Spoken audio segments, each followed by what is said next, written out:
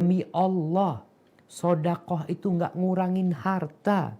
Nggak ngurangin harta aja. Kita akan berbincang tentang keutamaan zakat yang sunnah. Sodakoh yang sunnah. Kenapa kita perlu membicarakan hal ini? Karena Allah itu sudah menanamkan kecintaan kepada harta di diri kita. Kalau kita bicara yang wajib aja, maka orang itu masih akan terkesan ada keterpaksaan gitu. Karena wajib, ya udahlah dia kerjain. Makanya akan ada perbedaan. Ketika antum sholat sunnah, ingat, orang-orang yang rajin sholat sunnah, insya Allah melaksanakan yang wajib itu gak berat.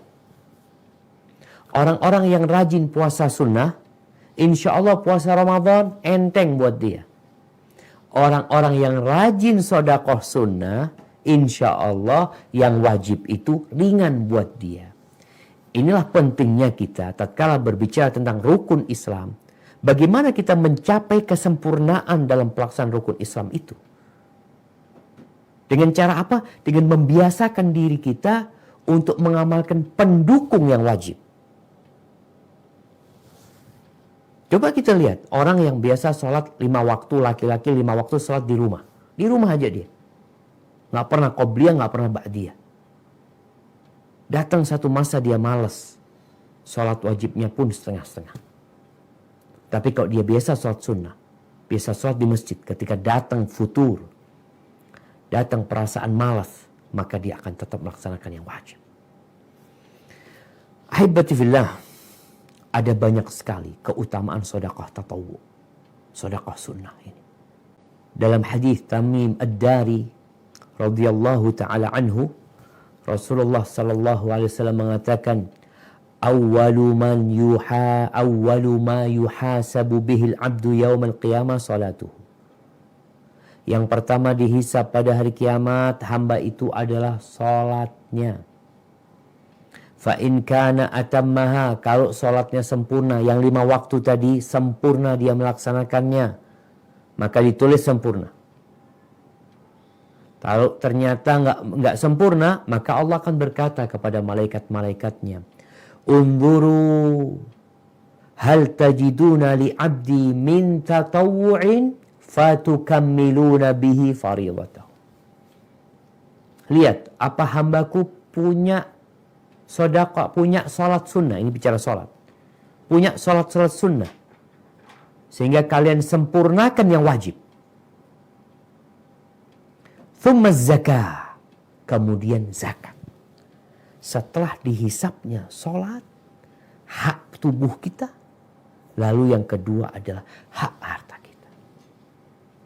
Di zakat pun seperti itu.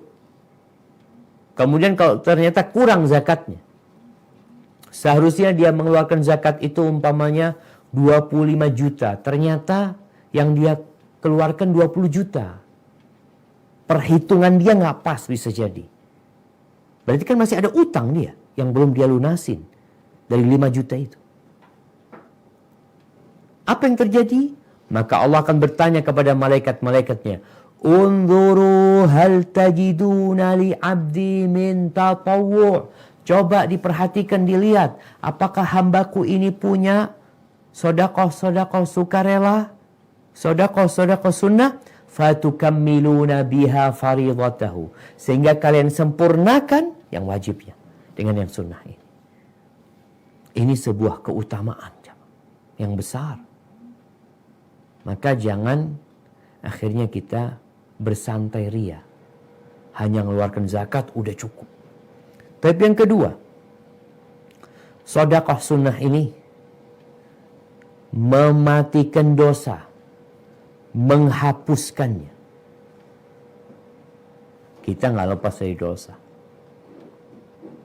Jadi kalau dilihat penghapusan dosa itu jamaah, bukan hanya sholat. Sholat yang 5 waktu kan penghapusan dosa. Bahkan Nabi SAW memberikan contoh, bagaimana kalau orang ini di depan rumahnya ada sungai, kemudian dia mandi 5 kali.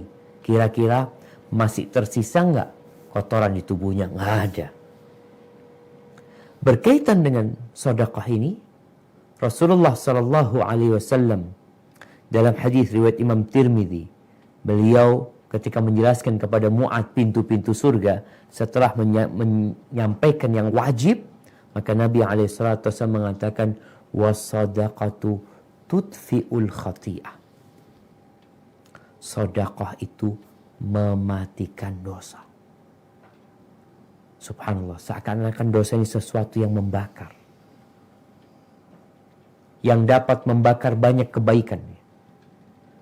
Bagaimana supaya dosa ini tidak terus merajalela, menyebabkan kebaikan-kebaikanmu nanti habis. Tatkala ditimbang lebih berat keburukannya, maka sedekah, dia bukan hanya menghapuskan dosa, tapi mematikan itu dosa. Seakan-akan ada bara yang perlu dimatikan. Dengan cara sedekah. Kama yudfi'ul ma'un nar. Sebagaimana air itu mematikan api. Kalau sholat yang 5 waktu itu menghapuskan dosa, kalau sedekah ini juga menghapuskan dosa. Tapi di situ ada sesuatu yang indah, di mana dia mematikan bara api itu seperti air. Kalau ada bara api, disiramin air, lama-lama mati dia. Sehingga insya Allah orang yang rajin sedekah, semoga dia nggak balik lagi melakukan dosa yang dia lakukan itu. Kemudian yang ketiga, sedekah ini penyebab masuk surga dan dibebaskan dari api neraka. Aisyah radhiyallahu taala anha, dia bercerita, ja'atni miskina. Suatu hari datang orang miskin ke rumahku, membawa 2 putrinya. Lalu aku kasih dia 3 butir kurma. Dalam riwayat lain 1 butir kurma. 3 butir kurma ini dibagi satu-satu. 2 putrinya, 1 dia. Lalu ketika dia hendak makan 1 kurma ini, kedua putrinya itu melihat kepada ibundanya yang hendak memasukkan kurma itu ke mulutnya. Lalu apa yang terjadi? Ibunya nggak tega. Maka dia belah 2, kemudian dia berikan kepada putrinya.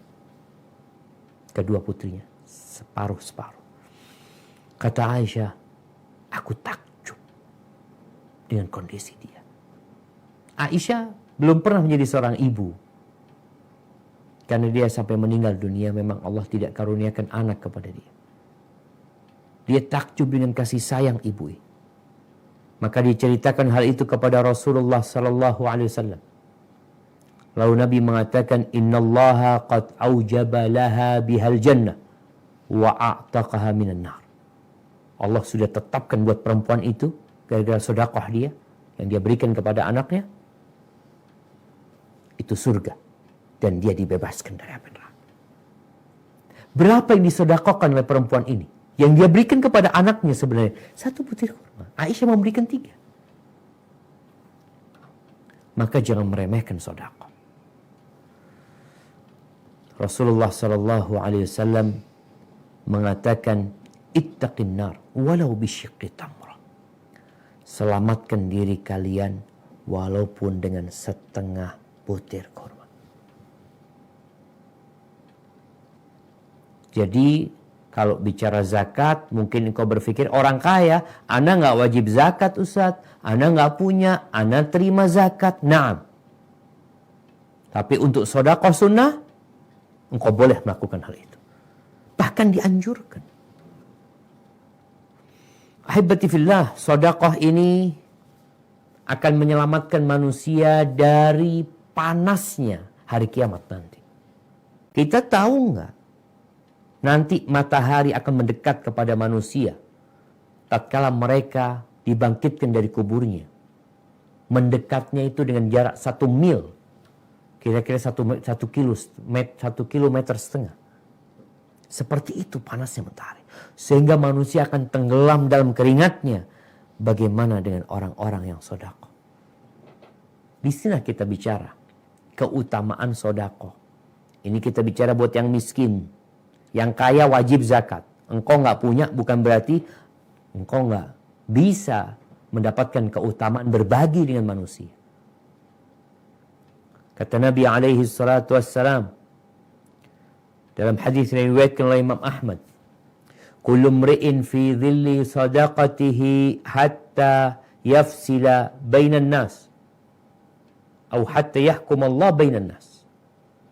Setiap orang nanti setelah dibangkitkan dalam kuburnya, mereka itu akan bernaung di bawah sodakoh mereka. Setiap orang dengan sodakohnya masing-masing. Sampai persidangan dimulai. Lama menunggunya jemaah. Wah, subhanallah, bagaimana kondisi manusia di hari yang sama dengan 50.000 tahun. Mereka datang kepada Nabi Adam, minta agar memohon pertolongan kepada Allah agar Allah memulai persidangan. Nabi Adam angkat tangan, datang kepada Nabi Nuh, Nabi Ibrahim, Nabi Musa, Nabi Isa, sampai ke Nabi kita Muhammad SAW. Dalam proses yang panjang itu, bagaimana kondisi manusia di padang mahsyar yang tidak ada pepohonan, tidak ada bangunan, yang ada hanya naungan yang Allah berikan. Gimana supaya kita dapat naungan itu? Sedekah. Mungkin kita hafal tentang 7 golongan itu, tapi ternyata ya mungkin kita nggak bisa jadi yang 7 itu, Zat. Ana sedekah tapi nggak bisa menyembunyikan sedekah ana, Ustaz. Orang pada tahu semua umpamanya. Tapi kalau engkau ikhlas, maka engkau akan mendapatkan naungan itu. Sebagaimana kata Nabi SAW, inna dhillal mu'min yawmal qiyamah sadaqatuhu. Dalam hadis riwayat Ahmad dikatakan, sesungguhnya naungan orang beriman pada hari kiamat adalah sedekahnya. Subhanallah. Perawi hadis ini Abul Khair, ini ceritanya muridnya yaitu Yazid mengatakan, perawi hadis ini an Uqbah, yang meriwayatkan dari Uqbah seorang tabi'in, la yukhti'u yawmun illa tasaddaqa fihi bi syai'. Tidak pernah lewat hari kecuali dia sedekah. Walau ka'kah au basala. Ya Allah jemaah. Walaupun itu kue, biskuit. Atau basol. Atau sekedar dia itu sedekah yang namanya bawang. Ana jadi kok terinspirasi lihat ini jemaah. Subhanallah. Iya. Kadangkala antum ini yang biasa beli sayuran sama melico. Melico namanya. Tukang sayur ya. Melico itu bahasa Inggris. Iya, kadangkala di rumah kan orang datang tukang sayur itu. Ini kesempatan jemaah. Kadangkala kan kumpul semua pada belanja gitu kan. Mungkin antum bisa beli sesuatu, dia punya bawang, yang bawang ada, bumbu itu yang semua mesti beli. Karena keperluan bersama itu bumbu dasar. Jadi kalau bisa engkau lakukan umpamanya di sana, engkau beli yang bawang semuanya, kasihkan kepada yang belanja di situ. Fadl nih, bawa pulang bumbunya dari ana. Gimana antum dapat pahala bumbunya doang? Tapi bumbu penentu ini cuma, kalau nggak ada bawangnya nggak enak tuh makan. Ini Abul Khair memberikan contoh dia. Ketika dia mendengar hadis itu, bukan kemudian menjadi wacana atau sekedar untuk disampaikan, tapi diamalkan. Usahakan untuk sedekah. Mau pagi, mau siang, sore, kalau bisa hari itulah masak sesuatu ya, dibagikan ke tetangganya. Anak-anak kasih sesuatu, dan anak melihat jamaah ini kebiasaan baik ya. Kebiasaan baik yang mungkin kita perlu ajarkan kepada anak kita. Kemarin, Jumat kemarin itu anak sholat Jumat. Ada anak-anak kampung jemaah. Sholat di masjid kampus kita. Masya Allah, tuh anak sama orang tuanya selalu dibawain duit. Sama bapak ibu selalu dibawain duit. Jadi sebelum masuk masjid, mereka sedekah dulu. Ini kebiasaan yang baik. Dan sampaikan kepada anak kita, fadilah sedekah. Ini bukan zakat ya, kita nggak bicara zakat. Ini kita bicara hak selain zakat. Kemudian jamaah yang selanjutnya, sedekah ini pintu pertolongan Allah dan kunci rizki. Kebanyakan kita itu kalau bicara rizki, maka bekerja. Engkau sekolah yang tinggi. Engkau harus punya skill. Engkau harus ikut training ini, training itu. Engkau nggak boleh malas. Nah, betul. Tapi ternyata ada pintu rizki itu, Allah akan kasih ganti. Apa aja yang diinfakkan, Allah akan kasih ganti. Nggak percaya. Wa huwa khairur raziqin. Allah sebaik-baiknya pemberi rizki. Artinya ketika Allah menjanjikan sesuatu, Allah akan memberikan ganti. Allah nggak mungkin ingkar janji. Dan kalau antum duduk bersama orang-orang yang suka bersedekah, maka antum akan mendapatkan cerita yang menakjubkan. Rasulullah sallallahu alaihi wasallam mengatakan bahwa Allah berfirman, "Anfiq ya ibna Adam, unfiq alaih." Belanjakan, infakkan wahai anak Adam. Aku akan infak kepadamu. Engkau keluarkan, Allah ngasih. Ya Allah. Apa nggak gembira kita? Kita tinggal ngeluarin, Allah ganti. Kebayang nggak engkau dengan kebesaran Allah, kekuasaan Allah, kekayaan Allah? Kita kalau kenal orang yang punya duit 1.000 triliun, lalu mengatakan, Ustaz Syafiq punya duit berapa? Anda punya duit 100 juta. Udah, kasihkan duit itu ke STD umpamanya. Nanti aku kasih ganti. Kira-kira Anda keluarkan nggak? Ini orang punya 1.000 triliun. Anak kebayang, anak kasih 100 juta, mungkin dia kasih 1 M. Karena duit dia banyak. Bagaimana dengan Allah Jalla Jalaluh, Rabbul Alamin? Yang kata Nabi SAW, Yadullahi mal'a. Tangan Allah itu penuh dengan kekayaan dan kekuasaan. La yughiduha nafaqatun. Nafkah itu tidak ngurangin. Allah ngasih orang, ngasih fulan 1 miliar, ngasih fulan 20 miliar, ini dikasih keuntungan 5 juta, 2 juta. Ada 8 miliar manusia di muka bumi yang Allah kasih sama mereka tiap hari, tiap saat, tiap detik. Saha'ul lail wan nahar. Allah itu berbagi siang malam. Allah bagikan. Lalu Nabi mengatakan kepada para sahabatnya, Ara'aitum, kalian tahu nggak? Ma anfaqa mundu khalaqas samawati wal ard. Yang Allah infakkan, yang Allah berikan sejak penciptaan langit dan bumi. Entah berapa puluh ribu tahun yang lalu. Atau berapa juta tahun yang lalu, wallahu a'lam. Berapa yang sudah Allah berikan? Ya, nggak kebayang udah. Tapi Nabi menjelaskan, فَإِنَّهُ لَمْ يَغِدْ مَا فِي يَدِي. Ketahuilah itu tidak mengurangi apa yang di tangan Allah. Sejak penciptaan langit dan bumi sampai hari ini, itu tidak mengurangi apa yang ada di tangan Allah Azza wa Jalla. Ahibati fillah, saatnya kita bersedekah. Jangan takut. Penuh tangannya Allah itu dengan kekayaan. Dan Nabi SAW demi menguatkan hati seorang beriman, beliau itu sampai bersumpah mengatakan, mana qasad sadaqatun min mal. Demi Allah, sedekah itu nggak ngurangin harta, nggak ngurangin harta aja. Ahibati fillah, Rasulullah SAW menjelaskan nih, menceritakan sebuah cerita. Cerita ini moga-moga menginspirasi kita untuk berbagi. Apa kata Nabi SAW? Bainama rajulun bifalatin minal ard. Pada suatu hari tatkala ada seorang di satu tanah yang lapang. Dia mendengar suara. Fi sahabah. Suara itu dari awan. Ada awan yang sedang di atas dia. Iski hadiqata fulan.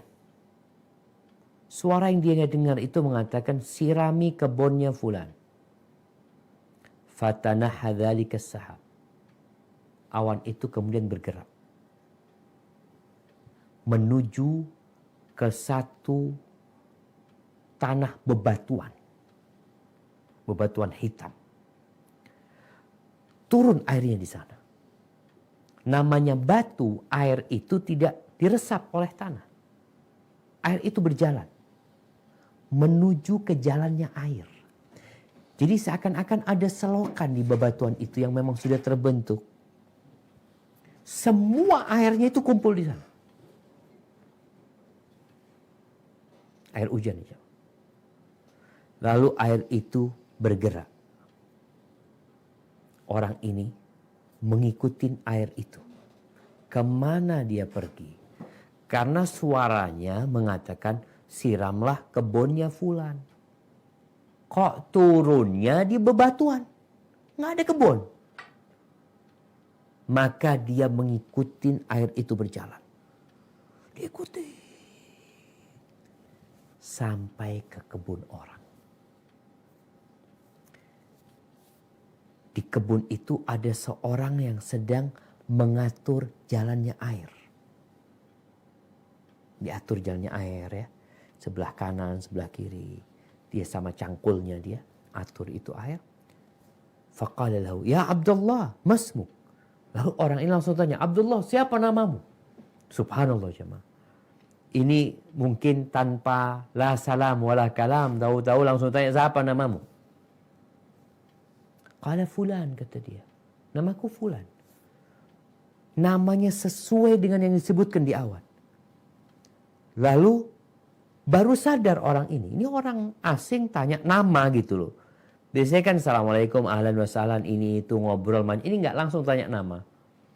Akhirnya orang ini balik tanya. Lima tas'aluni anismi. Loh, engkau kenapa tanya namaku? Apa? Kok tahu-tahu tanya namaku? Mungkin ada sesuatu ya. Kata orang ini sami'tu sautan fis sahab.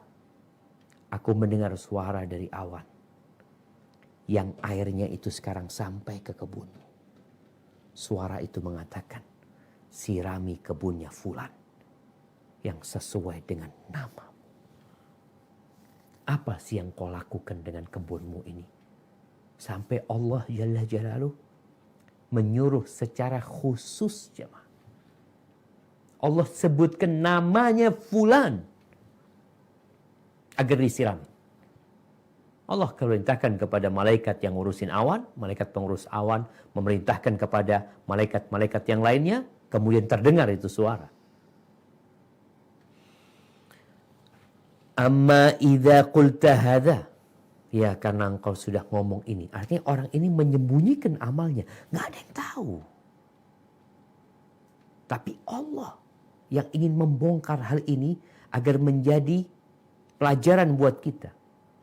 Agar kita terinspirasi untuk berbuat seperti perbuatan orang ini. Bukan hanya zakat yang dikeluarkan. Apa yang dilakukan oleh orang ini?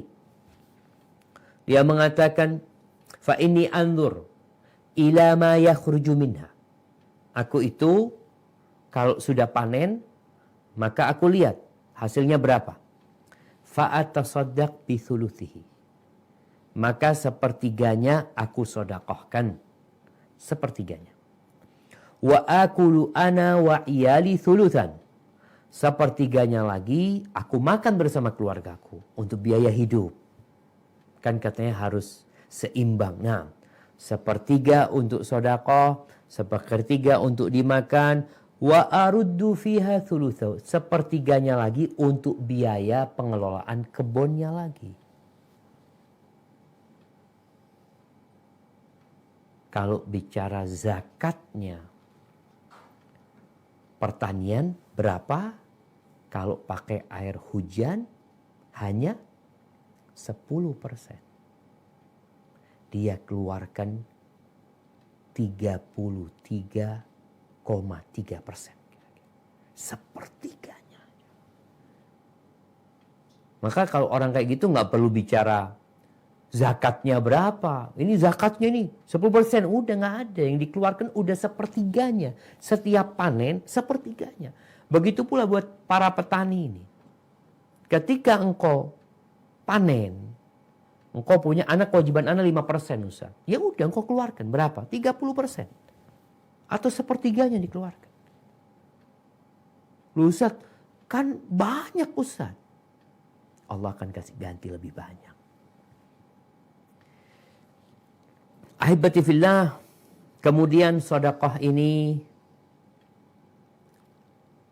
menjadikan seorang muslim itu orang mukmin yang sempurna keimanan.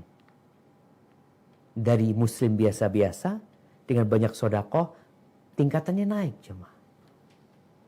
Apa kita nggak ingin? Kita itu kalau kerja, kita selalu ingin naik pangkat, ya. Ingin naik jabatan. Pernahkah kau berpikir untuk naik jabatanmu dari muslim biasa-biasa menjadi mukmin yang lebih sempurna keimanannya? Bagaimana caranya? Ya berbagi dengan saudaramu. Bukan zakat doang. Kata Rasulullah sallallahu alaihi wasallam dalam hadis riwayat Muslim, la yu'minu ahadukum hatta yuhibba li akhihi ma yuhibbu li nafsihi. Tidaklah beriman seseorang di antara kalian sampai dia mencintai saudaranya seperti mencintai diri sendiri. Ini tingkatan yang sangat menakjubkan jamaah. Tapi memang berat. Pelan-pelan tadi. Pelan-pelan. Tadi Abul Khair yang sodako tiap hari pokoknya sodako. Walaupun biskuit. Walaupun sekedar bawang. Pokoknya biasakan. Nanti kita itu akan tumbuh kecintaan kepada saudara kita. Seperti kita mencintai diri kita sendiri. Dan tatkala itu kita akan naik peringkatnya menjadi mukmin yang sempurna keimanannya. Ahibati fillah. Kemudian sedekah ini ya memudahkan urusan-urusan kita. Sedekah itu menyelamatkan kita dari penyakit, dari petaka. Bagaimana Rasulullah sallallahu alaihi wasallam mengatakan, "Man kana fi hajati akhi, kana Allah fi hajati." Barang siapa yang ngurusin hajat saudaranya, maka Allah akan ngurusin hajat dia. Subhanallah. Kita tuh ngurusin hajatnya orang, Allah ngurusin hajatnya kita. Lebih baik mana yang ngurusin hajat kita? Antum apa Allah yang ngurusin hajat antum? Sampai ada cerita seorang ya, semoga Allah merahmati dia dan menjaganya. Dia ini punya banyak proyek. Dia kerja di proyek pemerintahan ya, dia ngurus jalan atau macam-macam. Ceritanya istrinya, suaminya ini nggak terlalu ngawasin sama proyek itu. Tapi dia ngawasin pembangunan masjid dan pesantren. Subhanallah. Kalau ngelihat hadis ini, engkau kalau ngurusin urusannya saudaramu, Allah ngurusin urusanmu. Maka kalau ada orang-orang yang kesulitan dengan urusannya, kok nggak selesai-selesai, anak ngurusin ini nggak selesai-selesai Ustaz, udah urusin urusan saudaramu. Allah yang akan membackup, Allah yang akan menghandle semua urusan. Itu sedekah. Kita bantuin urusan saudara kita bantu mereka dengan harta. Kemudian jamaah rahimakumullah, ya pahala yang besar buat orang yang bersedekah. Bagaimana kalau kita ngelihat orang itu melakukan riba untuk apa? Kita lihat bank-bank konvensional. Kalau antum berpikir bank-bank itu kan ingin keuntungan yang besar sekali. Dia melakukan riba. Kita kadang-kali Allah, bank ini untungnya triliunan satu tahun Ustaz. Kok kepingin kan untung yang banyak? Apa kata Allah Azza wa Jal di surat Ar-Rum ayat 39. Ketika antum sedekah 1 juta, hilang tuh duit 1 juta. Kan gitu. Kelihatannya hilang duitnya. Enggak. Dilipat gandakan. Sampai 700 kali lipat. Orang yang melakukan riba, berapa kali lipat? Mungkin dia 1 kali lipat itu udah banyaknya. Kalau dia 1 juta, untung 1 juta. Itu riba udah jahat banget ya. Apalagi kalau 200%. Dari 1 juta bayarnya 3 juta. Atau pinjam 10 juta bayarnya 100 juta, 10%. Itu gila-gilaan riba. Dan Allah membenci hal itu. Sedangkan kalau engkau sedekah, Allah jadikan 1 juta itu 700 juta. Memang uang itu lepas dari dirimu. Tapi Allah akan menggantikannya. Secara pahala, secara berkah. Di dunia dan di akhirat Allah akan memberikan yang terbaik. Kemudian ahibati fillah, sedekah ini menjadikan masyarakat itu satu keluarga. Kalau mungkin tadi zakat yang kita keluarkan tiap tahun itu nggak cukup untuk membantu masyarakat yang ada di sekitar kita, maka sedekahmu engkau keluarkan. Engkau akan jadi satu keluarga sama mereka. Sehingga seperti yang kita bahas, masyarakat itu akan menjaga hartamu. Selain Allah Azza wa Jalla yang tentunya akan lebih menjaga harta hamba yang suka bersedekah. Kemudian jamaah, ada sedekah spesial, yaitu sedekah sembunyi-sembunyi. Ingat kalau zakat itu nggak perlu sembunyi-sembunyi, memang dulu itu diminta, ini bicara kewajiban. Kalau zakat itu dikeluarkan, nih zakatnya diminta. Dulu itu Nabi SAW ngirim orang untuk ngambil zakatnya. Berapa zakatmu? Dari 100 juta diambil. Dicatat, ini zakatnya fulan. Diserahkan sama Nabi SAW. Ya Rasulullah, ini zakatnya fulan. Fulan ini zakatnya. Ini bukan bicara sedekah. Bicara zakat. Terang-terangan. Karena memang kalau bicara, antum kok zakatnya terang-terangan. Ini kewajiban ana. Ana bicara ini ana takut sama dosa. Ana harus keluarkan. Ada yang menghitung, gak apa-apa ada yang menghitung. Mungkin butuh ustadz yang datang ke rumahnya ngitungin zakatnya. Nggak apa-apa.